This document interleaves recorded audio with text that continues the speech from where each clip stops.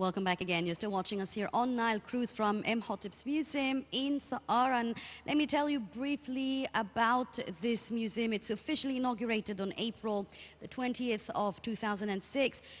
Imhotep Museum is located at the foot of Saqqara's complex. It's not far from Memphis, though. Visitors are encouraged to go first to visit the center, where they can see a 10-minute National Geographic film about Saqqara, which is beautiful, by the way. And there's also a 3D model of the funerary complex, which is also being displayed. Now, the museum's major theme is to display the most significant artifact discovered on this site. And we are very delighted to have joining us Dr. Hassan Maghawry. He is Imhotep's museum curator, and he's going to be shedding more light on the museum from a historical perspective for those who are unaware about whether Saqqara itself or this museum in specific, including myself. This is a good opportunity for him to discuss further details on that. Thank you for joining us. Thank you very much. My name is Hassan Maghawry. I'm a curator in Imhotep Museum. I would like to give you a brief introduction about Imhotep Museum and why we choose the name of Imhotep for the museum. The museum was opened first in 20th of April in 2006. It was built for the first time under the supervision of Jean-Philippe Louer. He is a famous Egyptologist and archaeologist from France. Jean-Philippe Louer, he was one of the great archaeologists in Saqqara site because he made a great of efforts in Saqqara site place. He discovered the complex of the King Djoser, and he made a great of efforts to recover and conservation and make a lot of restoration for the complex of the King Djoser in Saqqara site. He discovered more and more objects from this place. So the first idea to build the museum, which we named with Jean-Philippe Louer Museum. But Dr. Zayah had a great idea to change the name from Jean-Philippe Louer Museum to Imhotep Museum. Let me stop you there, Dr. Maghawry, if you will. Now, that famous name, that great architect, yes, that great engineer, we want to know from you about Imhotep, that great Egyptian figure. Imhotep, he is one of the greatest architects for the ancient Egyptian civilization. He was the first architect for the King Djoser in 3 dynasties from the ancient Egyptian history to build the first complex of the king made of stones. Before the King Djoser, we don't have complete complex made of stone or built from stone, but we have some of parts of this building or structures built of stones. But for Imhotep Museum, he was the first one to use the stone in a complete shape, in a complete way, for construction the complex or the step pyramid for the King Djoser and another small temples around the step pyramid of the king. Mm-hmm. So Imhotep became famous from this point. Also, Imhotep has another titles. Imhotep, he was also called the father of the medicine. Mm-hmm. The Greeks in the late period called him the father of the medicine. Imhotep, he was also the minister of the King Djoser, and he is the supervisor for the writers or the scripts of the King Djoser. He was also supervisor for the high priest of Heliopolis city, because Heliopolis city is the main center or the capital city for the god Ra, god of the sun. So Imhotep has many titles. He has titles of architecture, titles for his position of religion, titles for his administration for the King Zoser during that time. We have and his name has a real Yeah. meaning, a His significant name is meaning, right? Imhotep in hieroglyphic ancient Egyptian language. It means the person who came in peace. The person who came in peace, that is the name, or that is the translation for the name of the king Imhotep. Yes, Doctor. We are in a museum that is very special and unique, and it's a good opportunity for you to explain to us what is important and what is displayed in this museum. Maybe if you would virtually describe it from the entrance, how many floors is it, how many artifact pieces does it hold, why was these pieces chosen for Imhotep to be put here in a museum under his name? Generally, for the museums in Egypt, we have different kinds for the museums. Imhotep Museum, we call this is the special museum or the site museum. What does it mean, the site museum? It means that is the most of the object here came from the site of Saqqara, and the museum already built on Saqqara site. So all the objects come from the site of Saqqara. The museum divided into 6 chambers. These 6 chambers refers to different kind of archaeology. The first chamber for the visitor in the entrance of the museum, we can see the base stones that record the name of Imhotep with the name of the king Zoser.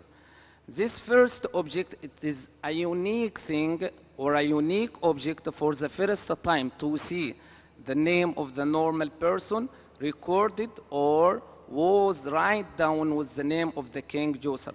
That is a kind of honor from the king to this person because of his position. Right. And the second chamber on the right side of the visitors is you can see the Mason chamber or the Mason excavations. The Mason excavations, we can see different objects inside. We can see the 2 coffins.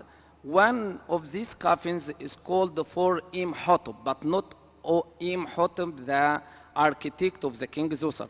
That is another name from the person from the late period. At the time of the late Egyptian history, we can see a lot of people is called with Imhotep. This is a kind of respect for our minister Imhotep during the time of Siri dynasty of the king Zoser. That is the second chamber. The third chamber we are sitting now, that is Imhotep architecture. Imhotep architecture refers to the main elements or the main objectives that is used in building or for building the complex of the king Zoser complex in Saqqara site. We can see how they use these stones to make the pillars, how they use these stones to make the Viance stones or the decoration stones on the left side. They also use these stones to make the roof of the complex of the king. The idea for Imhotep, it is the first time to build a complex. How he can design this complex for the king Zoser. He would like to get the same design for the royal palace of the king during his daily life to be his eternality temple or eternity temple for the king in the next world. Yes. So he used the daily palace for the king. It was built from the palm trees. It was built from the plants and mud brick, not from the stones. So the architect would like to make the same design in the funerary complex for the king Zoser, but from the stones. So he gets the roofs, he gets the pillars, he gets the walls, all these elements for the building with the same design for the mud brick building during the time of the life of the king Zoser. So 3 chambers so far. Yes. Yeah. The second, so we call this chamber, this is architecture chamber. And the fourth chamber, this is the Saqqara styles. Saqqara styles behind our programs. Now we can see two styles for this chamber. The first one, we can see many and a lot of jars. These jars made of alabaster stones, some of them made of diorite stones, some of these jars made of basil stones. We discovered under the step pyramid of the king Zoser in Saqqara more than 3,500 numbers of jars. So this is a huge number of jars. We could make restorations for the masterpieces of these jars, and now it displayed in Egyptian Museum inside the Saqqara style chamber. Also, we have a lot of statues inside this chamber. These statues also for the nobles of the Saqqara nobles during different times of the ancient Egyptian history, not from the time of the King Djoser also only, but also from another times after the King Djoser in Middle Kingdom or New Kingdom and late period. The last chamber, that we called the tombs, Saqqara tombs. Inside this chamber, we have different objectives. For each one, we can call we got it from different tombs. One of them for Qa'ibr and one of them for another person. But the most important piece inside this museum, we can't see in another museum. That's the mummy of the king Bibi I. This is the only mummy or a unique mummy for the king from the old kingdom, from the time of 6th dynasty. We don't have a mummy for a king from old kingdom. That is the only mummy from the old kingdom time of the ancient Egyptian history, the Bibi I. That is the most unique object inside this room. I'm really interested to know more about this tomb and why is the oldest kingdom's king being buried, moved to this museum in specific and not anywhere else. We know that the royal mummies, for instance, they were all transferred to one museum at the Civilization Museum. Why? I know it's unique that he's here. The mummy's here, but why? Why was this place chosen for him? For many reasons. First, the ancient Egyptian history divided into 30 dynasties. This 30 dynasty including different 4 kingdoms, the Old Kingdom and the Middle Kingdom and New Kingdom and late period. Between each time for the 2 kingdoms, we have intermediate period. Why this unique mummy for the king? Because we didn't discover up till now a mummy of the king from this time. Why? Because in the Old Kingdom, the styles and the modern form mummification process didn't get progress during the time of the New Kingdom period. So all the mummy from the Egyptian Museum, the old Egyptian Museum that was transferred to the Civilization Museum, it belongs to the kings of the New Kingdom, not the Old Kingdom. We discovered only one mummy for one king from the time of the Old Kingdom. The only one with a complete condition, with a good condition. So we call this is a unique mummy for the king during that time. Mm-hmm. Yes, Dr. Maghawry, the new discoveries, we know that there are new discoveries in Saqqara, and we are awaiting even more and more discoveries. Yes. Are we displaying any of the new discoveries in the museum? We make a temporary museum during that time. From a short time, we have a temporary museum. Inside this museum, we choose some a special object or a unique object that more attractive for the tourist or the visitor to visit it or to enjoy by watching it. So we have always the main objectives for the establishing of the museum up till now. But we hope to make more and more temporary museums. This temporary museum continue for some period of time. After the, 10 the days, discovery. 10 days or 2 weeks, according to the timetable divided by the managers or the responsible. Yeah.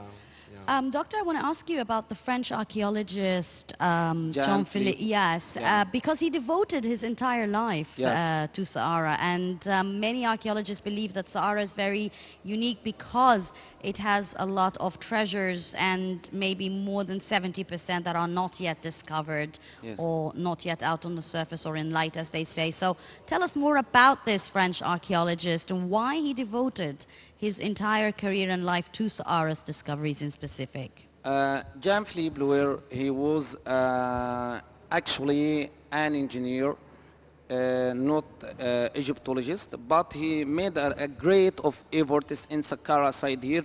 He chose the place of the king, of the step pyramid of the king Zoser. The step pyramid of the king Zoser, during the time of Jean-Philippe, where we can see that's only the main remains of the step pyramid of Saqqara site, but we didn't discover during the time of Jean-Philippe Blouer that whole complex around the step pyramid of the king Zoser.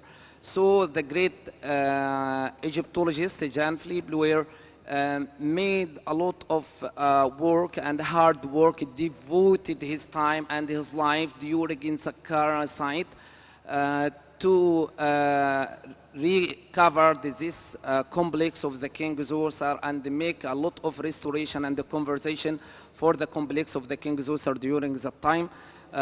He stayed more than 20 years to finish his work inside Saqqara place. So we can't do without for remembering his name, remembering his efforts, and remind his efforts for the generations, for the Egyptian generations, also for the French generations, as a kind of thanking for his efforts during that time.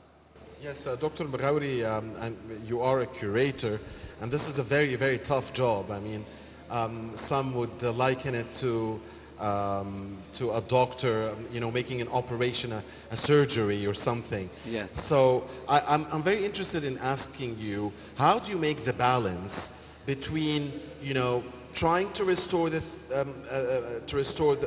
this item or that item while not making it lose its originality or its main form. Which requires a lot of patience, by the way. A lot of patience. Sure. Yeah. And the technology and the new technology you have, I'm sure, allows you for many things. But I'm sure that you have in mind you want to keep it original. So I mean, tell us how difficult is that, and what are you doing exactly to to make this balance, this tough balance. Balance between the original object inside the museum and making restoring and curing it and restoring its shape. Yeah, from the time of the excavation for this object at the excavation site, we have conservators. They made a lot, or they make a lot of restoration and the conservation for this objects during the time of excavation. After this, we can keep it inside the magazine museum during to complete the studies. After complete the studies, they can get it to display in any museum according to the plan for each museum. We make a connection also between the modern technology and the modern science for restoration and the conservation to keep it in a good condition, to keep the monuments and antiquities in a good conditions, and keep it from the high temperature, keep it from the moisture, keep away from the damaging by insects or any kind of things. So also we have a modern technology applied between the museum to make the visitors enjoy with their visit inside the museum. The museum not built only for keeping the stones or keeping the antiquities inside, but the museum is a place of educational and a place of workshop and a place for entertainment, different kind of activities here. Yes. Yeah. Dr. Maghawry, we're seeing visitors here, and I'm really curious to know if you can explain to us this on our right. What are these blue little shades, and what do they signify? This we call this is a special wall from the tomb of the king Zoser or Djeser. We discovered it inside the southern tomb of the king Djeser. Each king in ancient Egyptian should build two tombs. One represent him as the king of the north and one represent him as the king of south. So we discovered this Viance wall. We called this a Viance wall. Why we called it this name? Because it's decorated with a small pieces of stones from Viance with different color, green color and red color. So we call this Viance tombs. These Viance tombs discovered under the burial chamber of the king Zoser. Some archaeologists say this refers to different means for the king. Some of them say the king would like to get his position and the same position in his next life. And the others say this symbol to the curtains in the modern houses nowadays. So the ancient Egyptians used the curtains inside their houses, but the old curtains for the ancient Egyptian, it was made of the mats. It was made of plants and connected together with the rope. This rope was made of from the palm tree. So the ancient Egyptian used the rope to make the mats or the small mats for seating or to make curtains to prevent any strange person to see the important place inside. That's very creative. I mean, who would have known that, more than 3,000 years ago that Egyptians would care to do the mats and the curtains and things like that. Also, I want to ask you about where you discover tombs. They always say that they have carved stories about the important stages or events that took place during this era. When you discovered this tomb for this oldest king, was there anything carved on the tomb, on the walls of the tomb, that gave any indication about the importance or the significance of the period of this old kingdom? The event is for each side back to different places because we discover the site according to more and more studies by the Egyptologists and archaeologists.